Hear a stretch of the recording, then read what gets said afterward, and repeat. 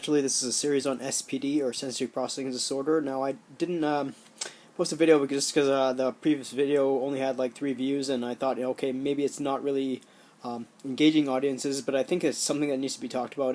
Regardless, even if one person watches, it's still better than nothing. Like, sensory processing disorder is not categorized in the DSM-4 or DSM-5. Like, sure, it's like mentioned as pervasive development disorder, not otherwise specified, but unfortunately it's not really there as a mental health condition. Like, yes, it is on the autism spectrum disorder. It's high functioning to different functioning, I should say, and there's something that I just got to say about it. Now, please don't be alarmed when I say this. So in 2011, I believe it was, Oprah actually had a special with this kid who was named Zach. That's all you'll know. He was completely wild. Like, he would if he lost a simple board game, he would throw a huge tantrum, throw feces on the walls, beat up his little sister. There was an incident one time when he had this weird smile on his face, and he had a knife behind his mother's back, and other times there were writings where he said, "My mom is a bitch," and and ultimately the family feared him, and there was a fundraiser that ultimately saved him. He was taken out of the home, and he was helped with his sensory processing issues.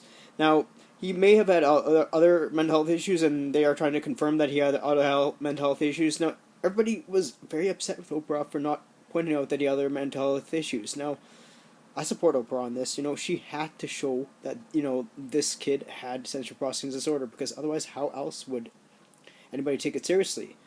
And another person who was in the news, and just like this guy had a really messed up upbringing, but Adam Lanza, he had sensory processing disorder, formerly known as sensory integration disorder. Like, Adam Lanza, for the record, was the Sandy Hook shooter. Now, obviously, that nothing condones what he did, but his mom was, heavy into assault rifles.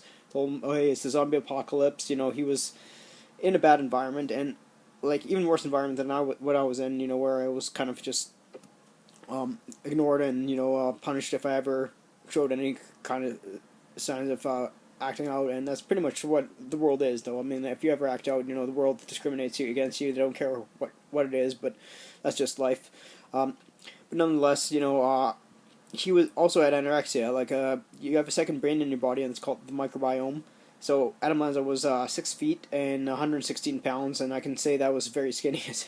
That's anorexia. That's scary. So naturally, he was unwell, and ultimately led to the school shooting. Definitely doesn't condone what he did, but the fact that his parents didn't seek help for him, that is an issue. So sensory processing disorder can ultimately lead into things like complex PTSD and so many other illnesses, and it can manifest itself in other illnesses as well. But that's pretty much it. I'm just gonna stop the video here, and I'll continue on some other time. Thank you very much.